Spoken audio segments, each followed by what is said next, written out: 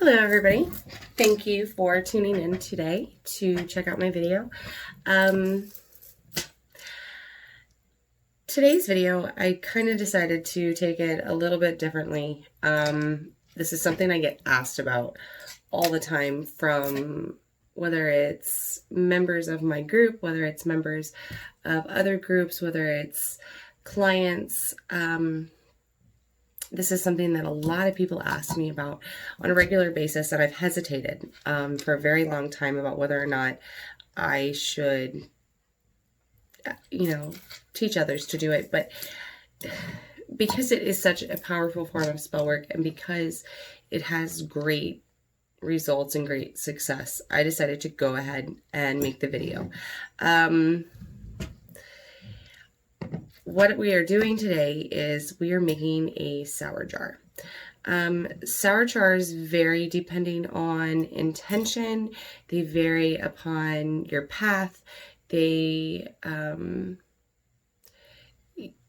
So there is no wrong or right way to put a sour jar together. So the person that I'm making this jar for, I really particularly hate. This has been a long time coming. So some of the ingredients that I'm using, you don't necessarily need for just your typical, I'm going to fuck somebody up sour jar. This jar particularly is to really destroy somebody's life, like they potentially tried to do to mine. So there will be a lot of ingredients that you don't necessarily need. Some of them, actually all of them, are optional. Like I said, there is no wrong or right way to make a sour jar. They are very personal to you. So, and your intent, your chaos, this is yours. So I have already decorated the outside of my jar. I don't know if you can see this or not, but there's sigils, there's runes. I've written my curse and my petition all the way around it. I have done my staves right down here. I have put my sigil for my goddess that I am invoking tonight. And I wrapped that all the way around. You might want to know what's in this jar right now. Chances are you really don't want to know, but it goes in a toilet. That's all I'll say. Okay. Like I said, I really dislike the person that I'm doing this jar for. So why not give them something that belongs in a toilet? Anyways, so we're going to get started. I am going to try to be a little bit better in this video about why I'm using certain ingredients. But let's get started.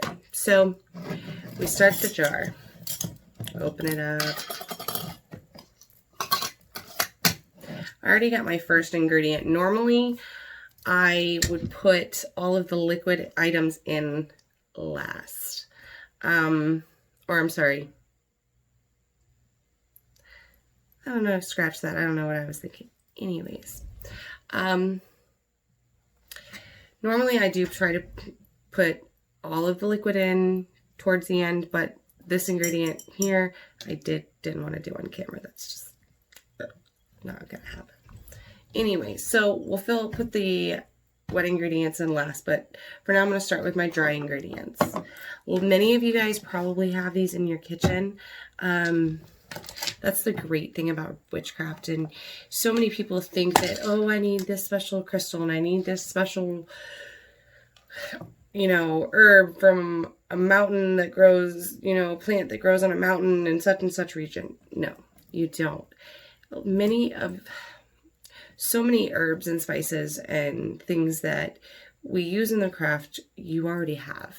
You have to think that when magic was being created and the very first witches were casting and doing their spells, they didn't have all these readily available color candles and the ability to have all these umpteen herbs at our disposal.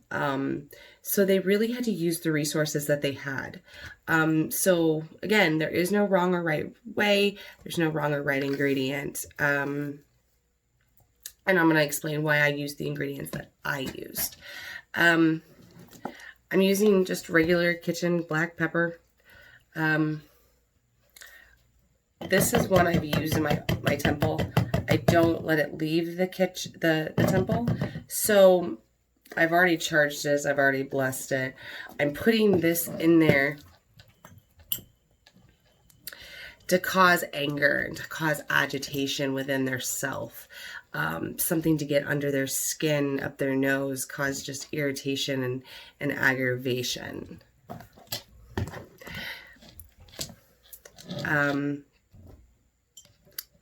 Then I'm going to put in, I'm going to put the poppy seeds in next. And I chose poppy seeds because everybody knows, you know, the Wizard of Oz movie, poppies, you know, and what poppies makes. Heroin. It causes confusion, it causes laziness, it causes just a lot of cloudiness. And so I'm putting the poppy seeds in for the opium effect of confusion.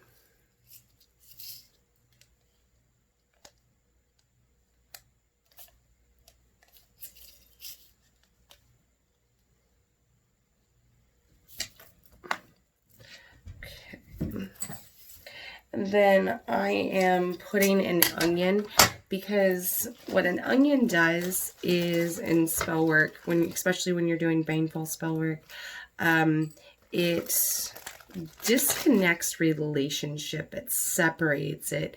It causes stink and nastiness in a relationship. And I'm going to do a little bit of both. I'm going to put a little bit of powdered onion in here, just to make, because I like making the water really murky when I do this kind of work and when I make sour jars. But I'm also going to take a piece of onion, and while I do this, cut this onion up, I'm going to really just put my anger, like I hate this person, into this onion.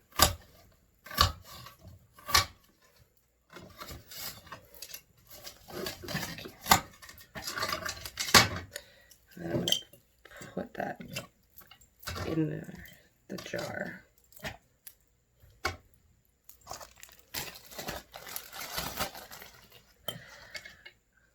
With this onion, I hope that you disconnect your relationships, whether they be financial, platonic, intimate, that all of your relationships will be broken. There will be a disconnection with you and all of the people around you, that you may have no happiness of personal connections with anybody or anything anymore, and that everything will fall around you.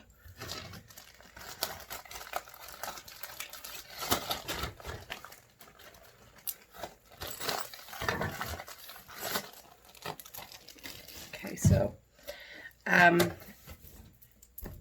the next ingredient that I'm going to use, this is actually, it is a lot of mixed dried hot peppers that was grown here locally at the house. It is a nasty, nasty blend. It smells, it is very, very strong. It is very, very spicy, very, very, very, very potent.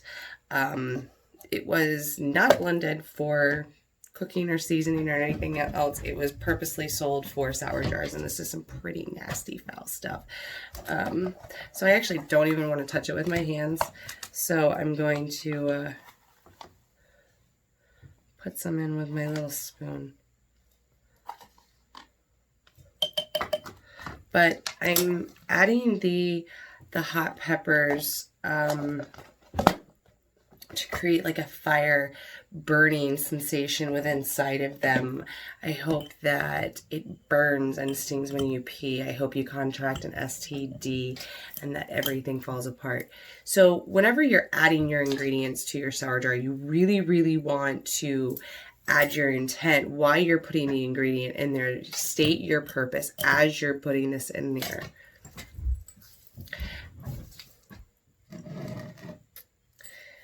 And now I'm going to go through some of my other ingredients that I always add to these jars. Sumac is something that I use particularly to just cause spiritual disconnection, to separate you from your deity, from your power. This particular person that I am casting this over, he is another caster. So I put sumac in there to really tie down and bind his power so he cannot cast against me. And the next ingredient that I put in there, or the next several ingredients that I'm going to put in here, they are for that exact purpose too. They are baneful. They are extremely hard to obtain. In some states and countries, you cannot get these herbs. So again, these are optional. You can always, you know, swap something out. If you need a good herb that would do a fill-in, you know, or substitute, comment below.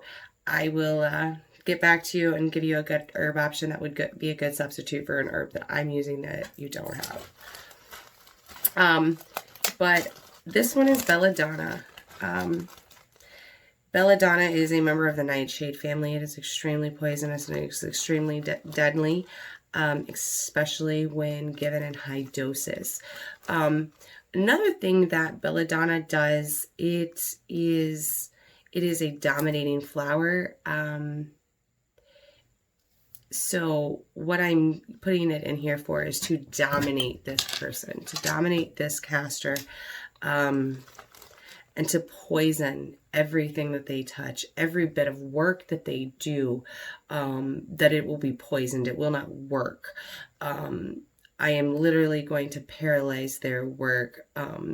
Belladonna actually will stop your blood flow, and that's what I'm going to do with this. I'm going to stop the flow of their magic work. And because this is baneful, again, I'm going to use the spoon because even though these are dried herbs, belladonna can get into your skin because of the oils that are in the herbs. And I really don't feel like having hallucinogenic lucid dreaming on top of doing spell work tonight. I will be wiped out. So I know this person's magic pretty well. I know what they're capable of. So I am going to add quite a bit of belladonna. Normally you don't even really need that much, but I'm going to. So like I said, I know this person, I know this magic, so I'm going a little above and beyond, and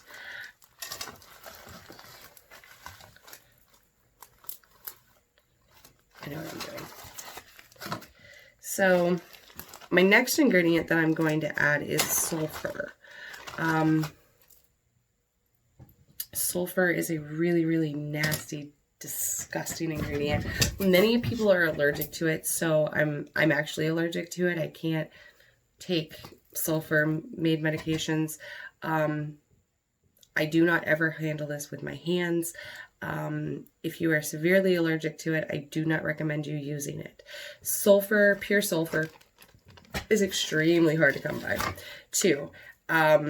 It's not something that they just keep on the shelves at a grocery store. Many places won't sell it to you either, without some kind of license. Great way to substitute this is eggshells. White dried eggshell, cleaned and dried eggshells, crushed up.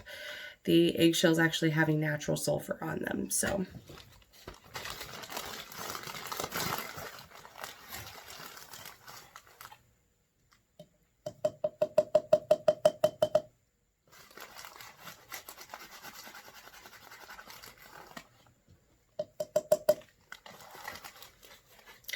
But they say that there's the smell of burning sulfur in the afterlife for oath breakers and betrayers, and that is one of the reasons I'm adding it into this spell work.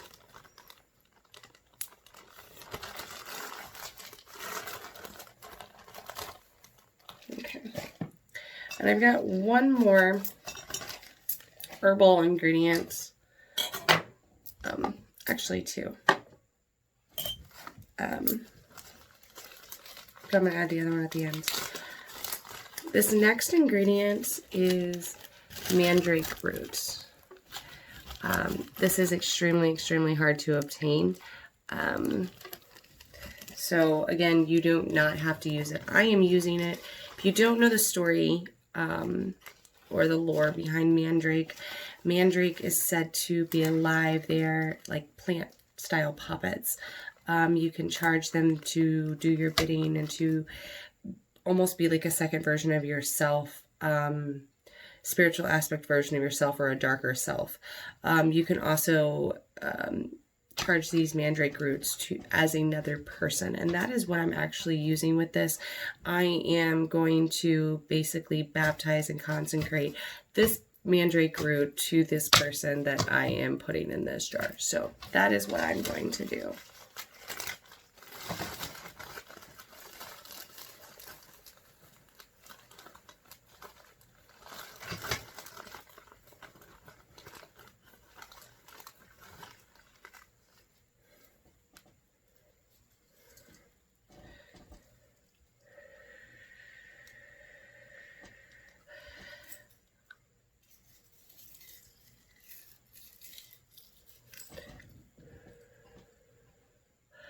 Consecrate this.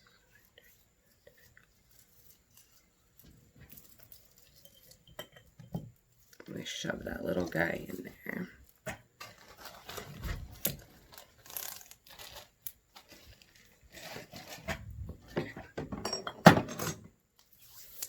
The rest of the ingredients are office supplies, things that you're going to find in your shed. If you don't have them laying around, you know, substitute them. You can go pick some of these up. They're really easy to obtain. Sounds silly, but I'm actually throwing thumbtacks in there. Reason for it is I want the work to stick to him. I don't want him to be able to push it off. I don't want his wards to be able to push it off. I really want this stuff to stick to him, so I'm going to put those in there.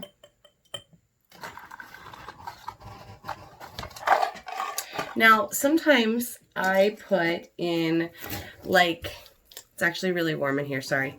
A lot of times I'll put needles and stuff in my sour jars. But a very good friend of mine actually has, like, a little hedgehog, porcupine, like, animal. And she sent me some of her animals' sheddings.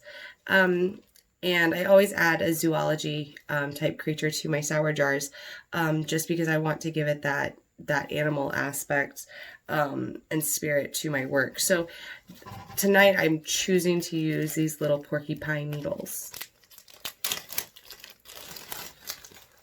A great substitute for this is if you find like a dead bug or a scorpion you squashed in the corner, a spider. I don't like spiders, but I don't like killing spiders because I know that they have great benefits, and I know that they're little creatures from the spirit world to give us little messages and to watch over us. And you know, I have a very deep respect for them because of my teacher. I used to always stomp him and smush him and everything, and he always got on to me for it. And so I've actually grown and adapted to have a deep appreciation and deep respect for spiders. So unless it's a poisonous spider that's really going to, like, could potentially kill me or hurt my family member, like a brown recluse or a black widow, I won't kill a spider. So don't be just going to kill things. If you're gonna, you know, use a spider, try to use like one that is gonna hurt somebody if you kill it and it's not really gonna be missed. So, and also think the guides for it whenever you get these things. So I'm gonna try to speed it up a little bit more, but the rest of the ingredients are like a razor blade. This one's gonna be a little hard to put in. Let's see if I get a smaller one. I don't. So I'm going to have to, yeah, that one's not going to fit in. I actually have some more deep down underneath. I'll put that in last. But I put in also graveyard dirt. The reason I put in graveyard dirt, I do it to enlist the help of the spirits and the guides, and to protect me and to protect my work and to aid me in this work. This particular grave dirt is from a family member who always had my back, no matter what. And so that's why I'm using this one. If you don't have graveyard dirt, it is fairly simple to obtain. But I do recommend that you always go with an offering. You always be courteous and polite. State your intentions when you are obtaining the dirt from a grave, especially if you do not know that person. Do some research on this grave. Find out what type of person they are and if it's going to be beneficial to your work. And always leave an offering, even if they tell you no, that you can't take their dirt. Always leave an offering, because they may give you their help and aid at another time. They just aren't at this time, especially if it's your first time going to them. Leaving the offering and being thankful at least for them communicating with you and telling you yes or no. At least thank them for their time, because they are more likely to help you the next go round. So, and you really don't need a whole lot of graveyard dirt. So I'm not going to put in too much. And then I always use witch's salt, known as black salt.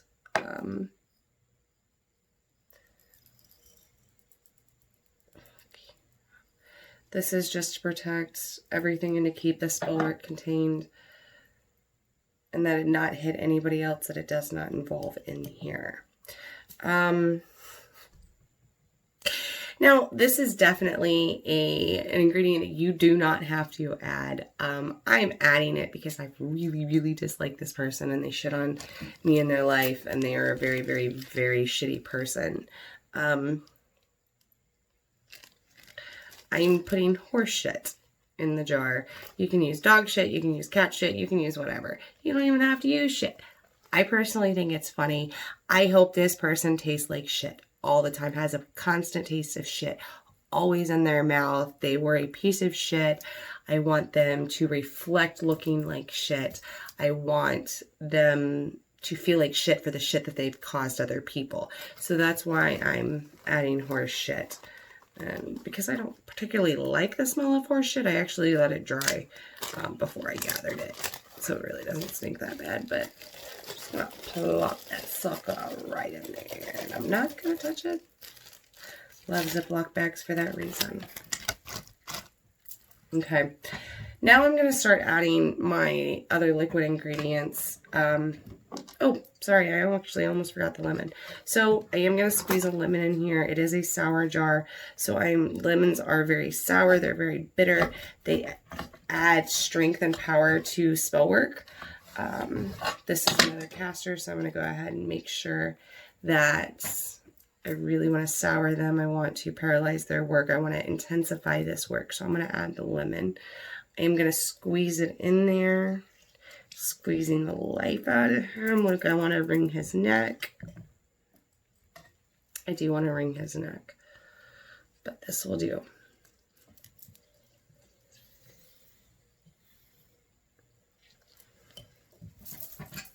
Okay.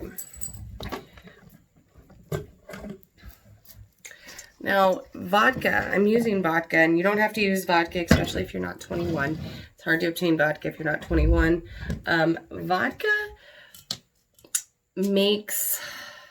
it intensifies and strengthens the work. It makes it last longer. That's why I'm using it. The vodka. You really don't need very much. You need like maybe a shot worth or a swig.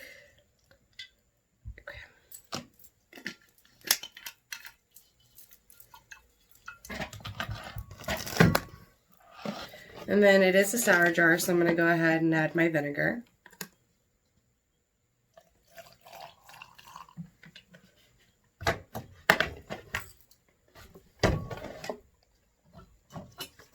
And then, because it wouldn't be right if I wasn't adding mead. My gods love mead. The Norse path really loves our mead.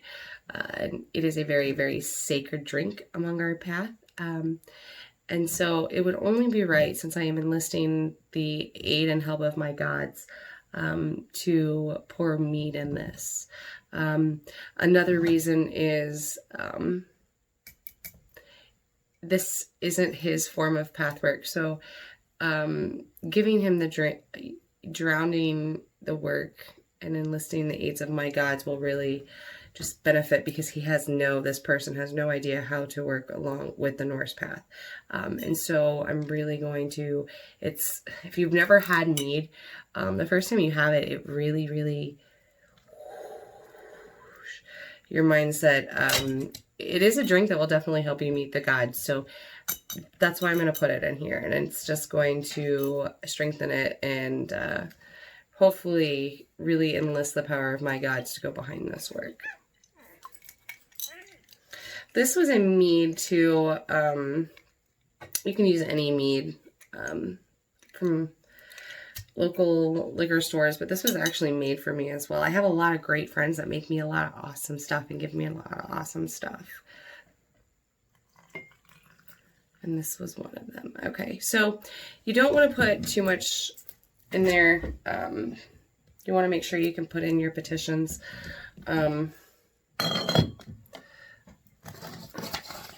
I am not going to show you this person's picture, but I have this person's picture right here. I have written the staff that I'm using. Above it, I have written my petition below it, along with his name and exactly what I feel needs to be done to him. Since I hate him so much, I'm just going to spit in his face. Fold that up.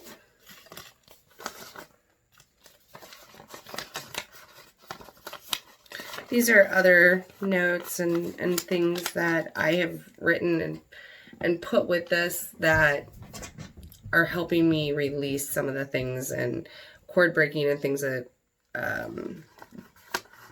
will really, really intensify things that I really have wanted to say for a long time to this person that I never got to say.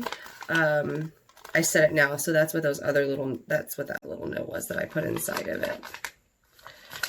And with that, I hope that they feel exactly what I've always wanted to tell them since the day they wronged me. Now, I folded this a couple times, and I'm going to shove this in here. Okay, I'm going to shove that in there, and then I'm going to take my jar lid, and again, I have put the sigil right there on top of the jar. I am going to seal it off, and then I am going to go into some trance and siddhara work. I'm really going to focus my power, my energy, what my intentions into this work. I'm going to call upon my gods and my deities, and really send this work off with a bang. I'm not going to video that part. That part's just something that's between me and my gods and my ancestors. I'm pretty sure if you're at this far advanced and you're making a sour jar, you probably already know how to cast. So you don't need to see that part. But if you have any questions, on how to communicate and how to call upon a deity, feel free again to comment and I will get back to you. I really enjoy you guys watching my videos and tuning in to see what's next. If you have any ideas for videos or things that you'd like me to do a video on, comment below and let me know. Thank you again for watching. I hope you enjoyed my video.